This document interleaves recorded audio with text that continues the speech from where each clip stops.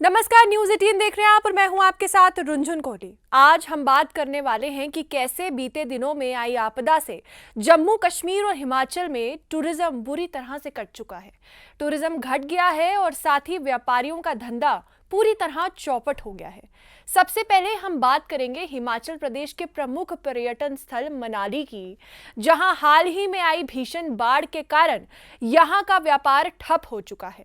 मनाली, जो देश विदेश से लोगों को अपनी प्राकृतिक खूबसूरती, ठंडी हवा और मनोरम घाटियों के कारण आकर्षित करता था, इस बार प्राकृतिक आपदा की चपेट में आ गया है।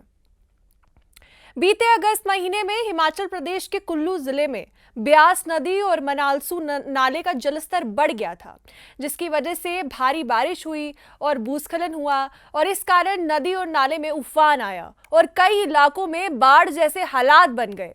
इस बाढ़ ने सड़कों को, पुलों को, बिजली और जल आपूर्ति जैसी बुनियादी सुविधाओं को बुरी तरह से नष्ट कर दिया था और प्रभावित कर दिया था।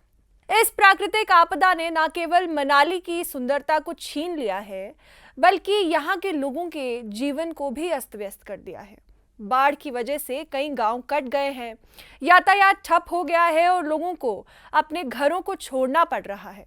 मनाली, जो हमेशा देश विदेश के पर्यटकों से भरा रहता था, आज बाढ़ के बाद एकदम सूना हो गया है। Hotel, guest house, taxi service और दुकानों में सन्नाटा है। कारोबारी चिंतित है क्योंकि यही उनकी कमाई का मुख्य जरिया था। मनाली घाटी में बागवानी के बाद सबसे बड़ा रोजगार पर्यटन था, टूरिज्म था। लेकिन लगातार आपदाओं के चलते और खराब सड़कों के कारण यहां आने वाले सैलानियों की संख्या में भारी गिरावट आई है। स्थानीय लोग और कारोबारी सरकार से गुहार लगा रहे हैं कि जल्द से जल्द सड़कें और बुनियादी ढांचा ठीक किया जाए, ताकि आने वाले फेस्टिव सीजन में पर्यटक वापस लौटे और कारोबार को राहत मिल पाए। देखिए, जो ये बारिशें शुरू हुई है, ये जून महीने के लास्ट हफ्ते से ही शुरू हुई है। तो अभी तक नियर अबाउट 2 महीने से ज़्यादा बारिशों को हुआ है और उसी टाइम से इसका प्रभाव भी देखने को मिला है। टूरिज्म जैसे ही बारिशें शुरू हुई, जो डर का माहौल आज तक 2023 से बना हुआ है, वो स्टिल अभी कवरिंग है टूरिस्ट में। कोई भी यहाँ पर घूमने आता है, अपना मौज मस्ती करने आता है, अपनी लाइफ को थ्रेट करने कोई घूमने नहीं आता है। तो इसको देखते हुए 2023 से लेके 2025 में ये बहुत ही भयावह स्थिति है कि यहाँ टूरिज्म का बहुत नुकसान हो रहा है। जैसे कि आप देख रहे हैं कि 2023 में भी काफ़ी नुकसान टूरिज्म का हुआ था। ये बहुत बड़ी इंडस्ट्री है जो कि आपके हिमाचल का रेवेन्यू का एक बहुत बड़ा परसेंटेज गवर्नमेंट को देती है। तो हिमाचल में कुल्लू और मनाली खासकर विशेषतः ये बहुत ही ज़्यादा टूरिज्म का एक प्रभावित एरिया है। यहाँ पर हर घर से कोई ना कोई टूरिज्म एक्टिविटीज़ में जुड़ा हुआ है। टूरिज्म एक्टिविटी सिर्फ होटलों तक ना सीमित होके आपके टैक्सीज, ऑटोज, इवन जो यहाँ की राशन की डेली नीड्स की दुकान है, आपका कोट बूट वाला है, एडवेंचर स्पोर्ट्स वाला है और इवन ट्रक्स ट्रांसपोर्टेशन और सारी चीज़ें इससे जुड़ी हुई हैं। तो मेरे तो दरखास्त रहेगी सरकार से, स्टेट और सेंट्रल गवर्नमेंट से, कि जितनी भी आपके ये टूरिज्म से रिलेटेड एक्टिविटीज़ है, इंक्लूडिंग होटल्स, टैक्सीज और जो भी टूरिज्म से रिलेटेड एक्टिविटीज़ है, उन पे कहीं ना कहीं मॉनिटरिंग दे। आपको बैंकों को कहे कि भाई इनको कहीं ना कहीं सब्सिडाइज करे। एक स्पेशल रिलीफ पैकेज यहाँ की टूरिज्म इंडस्ट्री के लिए, जो कि 2023 से ही मर रही थी, इवन कोविड टाइम से ही इसके हालात खराब हो रहे थे। इसको अगर अभी रिवाइव नहीं किया गया तो ये लास्ट फेजेज में है, अंतिम चरण है इसके सांसों के जो ले रही है। बहुत सारी प्रॉपर्टीज मनाली में बिक रही है।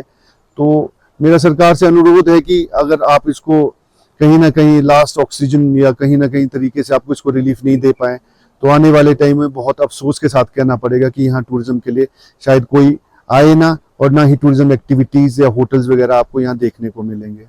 मनाली की अर्थव्यवस्था में पर्यटन का हिस्सा लगभग 7% से अधिक है। लगभग 30,000 से ज्यादा लोग इस क्षेत्र में प्रत्यक्ष और अप्रत्यक्ष रूप से रोजगार पाते हैं। बाढ़ के कारण सैलानियों की संख्या में भारी कमी आई है, जिसकी वजह से आय में गिरावट आई है। अलग अलग रिपोर्टों के अनुसार इस बाढ़ के कारण स्थानीय व्यापार को कई करोड़ रुपए का नुकसान हो चुका है।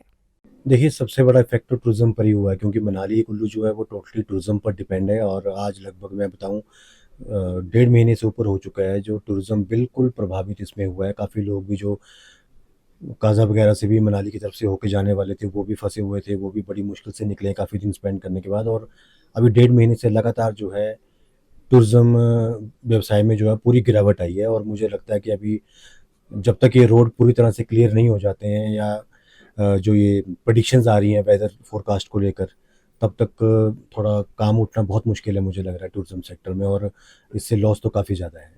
अब आपको बताएंगे कि जम्मू कश्मीर के हालात कैसे हैं। 26 अगस्त को मां वैष्णो देवी यात्रा ट्रैक पर हुए बड़े भूस्खलन और उसके बाद से जारी लगातार खराब मौसम के चलते श्री माता वैष्णो देवी श्राइन बोर्ड ने यात्रा को अस्थायी रूप से रोक दिया था। सुरक्षा कारणों को मद्देनजर रखते हुए आज तक किसी भी श्रद्धालु को यात्रा ट्रैक पर जाने की अनुमति नहीं दी गई है। जिस रास्ते पर माता वैष्णो देवी के भक्तों का सैलाब उमड़ा रहता था, आज हर तरफ जय माता दी के जय घोष से वातावरण भक्तिमय हो जाता था। वहां फिलहाल वीरानी है, खामोशी है और सिर्फ खामोशी का आलम है। इस आपदा का सीधा असर कटरा के कारोबार पर पड़ा है। आमतौर पर नवरात्रों से पहले यहां श्रद्धालुओं की भारी भीड़ रहती थी।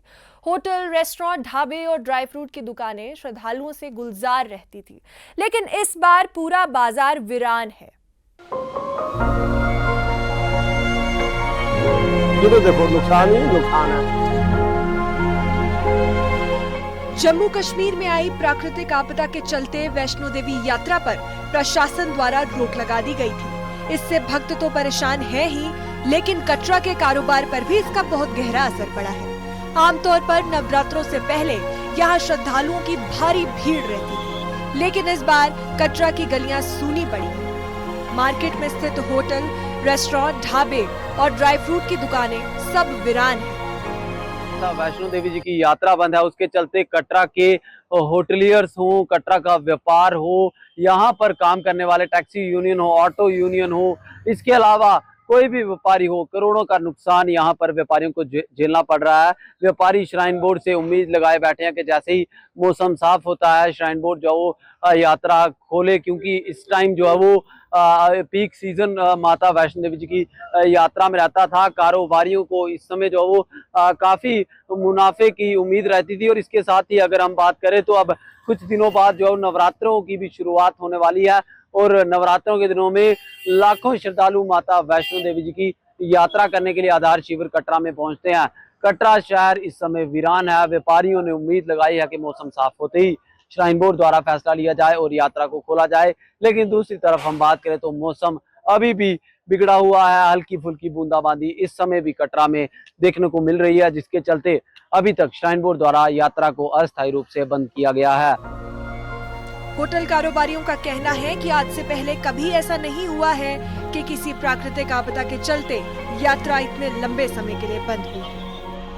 ऐसा है कि कोविड में यात्रा बंद हुई थी, वो एक बीमारी की प्रकोप से हुई थी 2-3 महीने। देश में पहली बार ऐसा हुआ है कि वैष्णो देवी की यात्रा 16-17 दिन हो गए आज बंद चल रही है, और करोड़ों रुपए का नुकसान शहरवासियों को हो चुका है। श्राइन बोर्ड को भी हुआ है, मगर शहरवासियों को काफी नुकसान हुआ है। बरसात का मौसम है, इस वक्त दुकानें बंद पड़ी हुई हैं। मौजूदा हालातों ने व्यापारियों की साल भर की कमाई पर पानी फेर दिया है। रेस्टोरेंट, ढाबा संचालक बताते हैं कि रोजाना का खर्च तक पूरा नहीं हो पा रहा है। वहीं ड्राई फ्रूट व्यापारियों के अनुसार सीजन का पूरा स्टॉक गोदामों में पड़ा खराब होने की कगार पर है। हालत तो व्यापारियों की बिल्कुल खराब है। ये तो कटरा है ही व्यापारी के ऊपर है। कटरा के यहाँ बेरो चले जाओ, कनक मंडी में चले जाओ, वहाँ काम नहीं है। अगर कटरा पूरा JNK पालता है, अगर कटरा में यात्रा चलेगी तो JNK पूरा चलेगा। आज कनक मंडी वालों ने बोनी किए हुए बड़े दिन हो जाते हैं। बेरोज में जाओ, वहाँ मंदा पड़ा हुआ है। भाई यही बात है, जहाँ माता वैष्णो का दरबार है, जहाँ इंडस्ट्री कोई नहीं है, जितने कटरा वासी हैं सब माता रानी के जो सेवक हैं और माता रानी का जयकारा करके अपना काम शुरू करते हैं। और इंडस्ट्री तो जहाँ कोई नहीं है, जहाँ जो माता रानी के दरबार में आएगा वो यहाँ में पैसे बढ़ा के जाएगा। देखो हमारा तो करोड़ों रुपए का नुकसान हो गया पूरे कटरा वासियों का। होटल लाइन में देखो, ट्रांसपोर्ट में देखो, ड्राई फ्रूट में देखो, किराने को देखो, ये तो देखो नुकसान ही नुकसान है। बाकी हमारी दुकानें 18 करोड़ के ऊपर दुकानें गई हुई हैं ऊपर। आज वहाँ एक पैसा नहीं आप इकट्ठा कर सकते हो। हमें तो करोड़ों का नुकसान है, अरबों का नुकसान तो श्राइन बोर्ड को है। अब व्यापारियों ने केंद्र सरकार से मांग की है कि जब भी जम्मू कश्मीर के लिए कोई राहत पैकेज घोषित हो तो उसमें होटल, रेस्टोरेंट, ड्राई फ्रूट और अन्य कारोबारियों को भी शामिल किया जाए। रुझान के लिए कटरा से राहुल कपूर की रिपोर्ट। यात्रा रुकने का असर केवल कटरा तक सीमित नहीं है, बल्कि Jammu railway station, airport, Udhampur, Reasi जैसे आसपास के इलाकों तक भी व्यापार पर अब गहरा प्रभाव पड़ा है। श्रद्धालु यहां से अन्य धार्मिक स्थलों जैसे शिवखोड़ी, नौ देविया, बाबा धनसर, पत्नी टॉप और कश्मीर घाटी की यात्रा करते हैं, जो अनेक क्षेत्रों की स्थानीय अर्थव्यवस्था का एक बड़ा हिस्सा है। यात्रा बंद होने से ये क्षेत्र भी आर्थिक मंदी का सामना कर रहा है। स्थानीय व्यापारी जो है, उनका संगठन इस महत्वपूर्ण सीजन में हुई हानि से चिंतित है और केंद्र सरकार से मांग कर रहा है कि जब भी जम्मू कश्मीर के लिए राहत पैकेज घोषित होगा, उसमें होटल, रेस्टोरेंट, ड्राई फ्रूट और अन्य छोटे बड़े कारोबारियों को भी शामिल किया जाना चाहिए। जम्मू कश्मीर और हिमाचल प्रदेश की पर्यटन अर्थव्यवस्था इन प्राकृतिक आपदाओं से गहरे झटके से गुजर रही है। मनाली की बाढ़ और वैष्णो देवी यात्रा पर लगी रोक ने न केवल स्थानीय व्यापारियों की रोजी रोटी को प्रभावित किया है, बल्कि इन क्षेत्रों की आर्थिक स्थिति पर भी गंभीर प्रभाव डाला है। लेकिन अब स्थानीय लोगों की मेहनत, सरकार के समर्थन और सही कदमों से ये नुकसान धीरे धीरे कम किया जा सकता है।